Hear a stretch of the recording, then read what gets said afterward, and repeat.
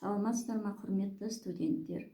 Мен Арыс қаласы номері 17 колледждің тігін өндірісі және киімдерді үлгілеу мамандығы бойынша өндірістік оқыту шебері Омарова Айнагүл Орынбайқызы. Мен сіздерге жеңсіз бұйымдардың қолтық ойындысын әдіппен өңдеуді қазір іс жүзінде көрсетіп, осы жерде жұмыс жасайтын боламын. Жеңсіз бұйымдардың қолтық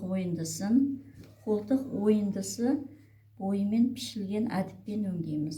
Ол үшін біз тура осы негізгі матадан осындай ені 4-5 см етіп әдіпті қиып аламыз. Алдыңғы бойын және артқы жағын. Тура осы әдіптерге қатырма үтіктің көмегімен желімді қатырманы жапсырып аламыз. Мінекей. Желімді қатырманың теріс жағын және әдіптің теріс жағына бір-біріне беттестіріп,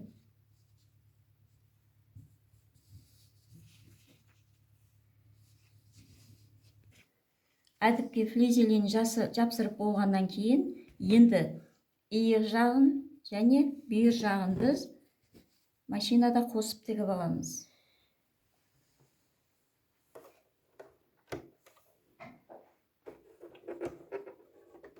Бекітпе тігісімен аяқтаймыз. Жұмыс барысында қауіпсіздік ережелерді сақтап отыруымыз керек.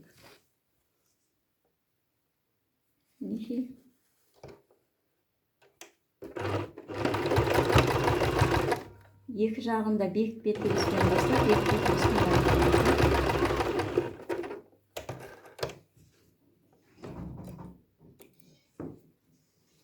Енді бұл тігістерді біз айыра түктейміз. Осылай өңдеп алғаннан кейін, мінекей тігістерін айырып үтіктедік. Себебі біздің негізгі матамыз қалың мата болғаннан кейін әрбір тігістің бәрін айырып үтіктеп отырмыз. Енді бұйымның оң бетін, әдіптің оң бетін беттестіреміз. Қолтық ойындысына оң беттерін сала отырып, біз түйрегіштермен түйреп шығамыз.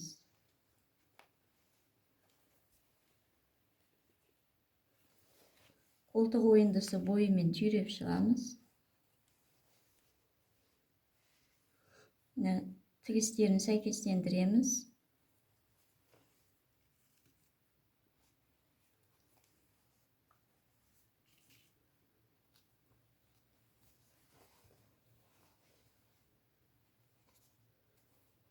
Әр жерінен түйрегіштерді түйреп аламыз да.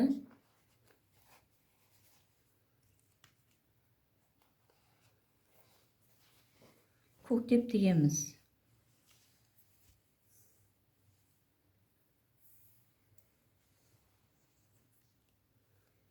Көктеу тігісі жүргіземіз. Тігістің ені 0,5-0,7 см болу керек.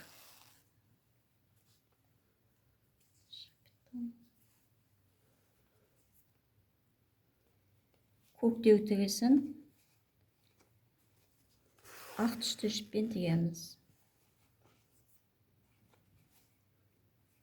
Тігіс ені 0,5-0,7 см. Қол жұмысы кезіндегі қауіпсіздік ережелерді сақтаймыз. Инені ауызға, киімге қыстыруға болмайды.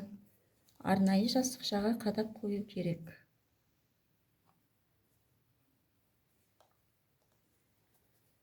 Осылайша айналдыра көктеп шығамыз.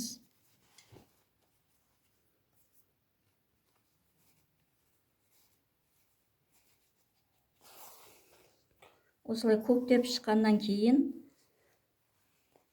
түйрегіштерді алып қоямыз. Түйрегішті де арнайы жастықшаға қадап қоямыз. Енді көктеу жібінің жанынан машинадан сырт дегеніміз.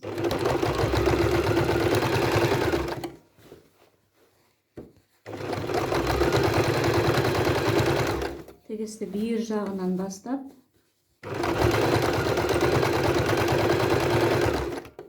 көктеу жібінің жанына тігеміз. Және әрбір қиықтардың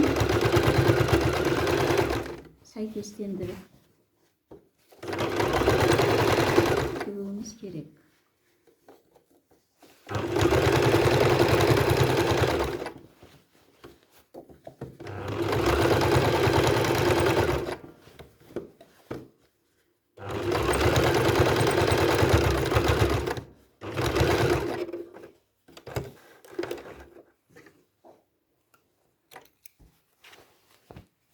Көктеу жібінің әрбір 5-6 сантиметрде біз қиып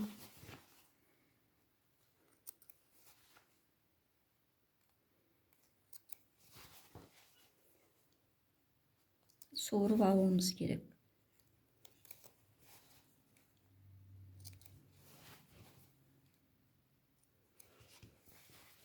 Осылай көктеу жіптерін суырып алып тастаймыз.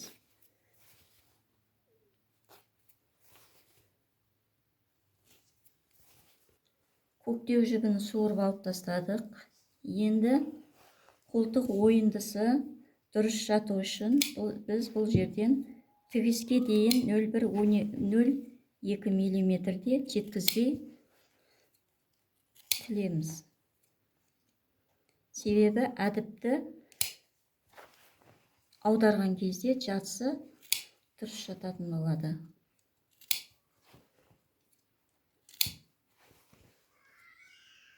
Айналдыра тігіске дейін, тігіске жеткізбей 0,1-0,2 миллиметрде қиып шықтық. Қиықтарды тігіске жеткізбей тіліп шыққаннан кейін әдіпті теріс жағына қарай аударамыз. Әдіпті теріс жағына аударғаннан кейін бұның жатысы жатық болу үшін біз әдіпке тігіс жүргіземіз. 0,1-0,2 миллиметр жеткізбей машина тігісін жүргізіп шығамыз айналдыра. Бүйір қиығынан бастап тігеміз машина тігісін.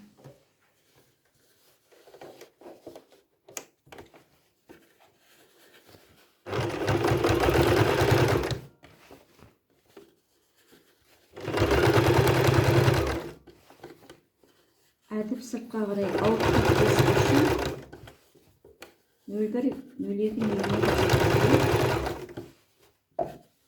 әдіпті бастыра тігіп шығамыз.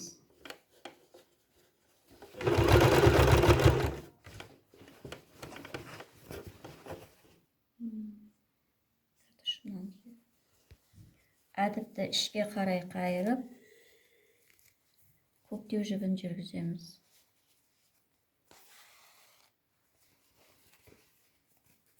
Көктеп шығамыз, айналдыра.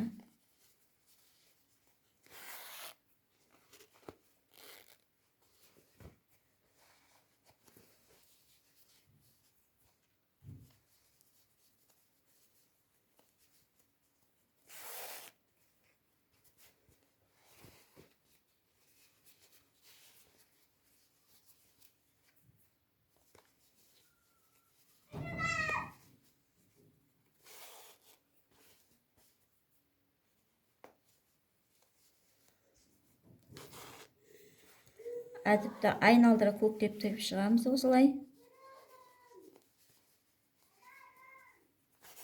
Ақ түсті жіппен.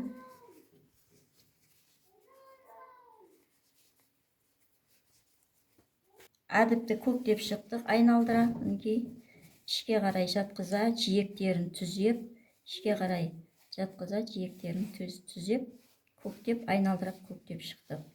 Енді біз әдіптің қиығын арнайы торлау машинада торлап шығамыз.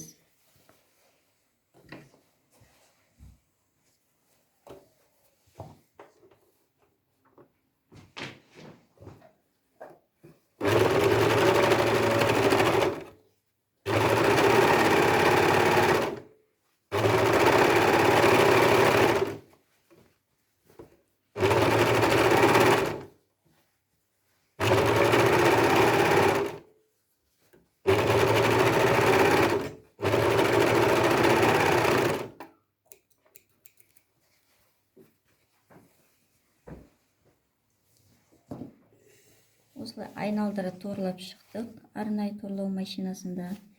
Енді былай қарасаңыздар, әдіпті өңдеп неге торлау машинасында. Енді әдіп бер қарай шығып кетпес үшін біз бекіту сыртынан көрінгенде тігіс көрінбейтіндей етіп, жасырын тігіспен бекітіп шығамыз.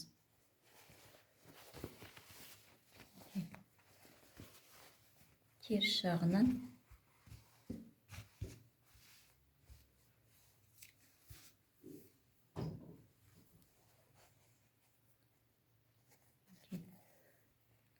жасырын тігіс.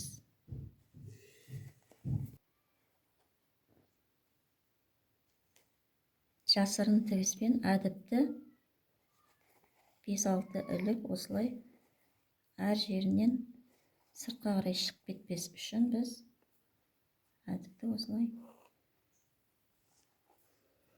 бекітіп алдық әр жерінен. Неге қарап отырсаңдар, арасы осылай бекітпе тігіспен бекітіп қойдық. Бер қарай шығып кетпес үшін. Енді біз әдіпті дымқылды матамен жақсылап үтіктеп аламыз. Және көктеу жігін суырып алып, қайтадан дымқылды матамен басып үтіктейміз.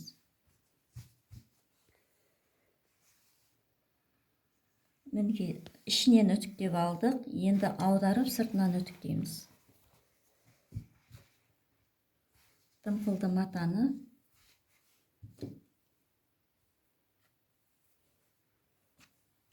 матамен баса үтіктейміз.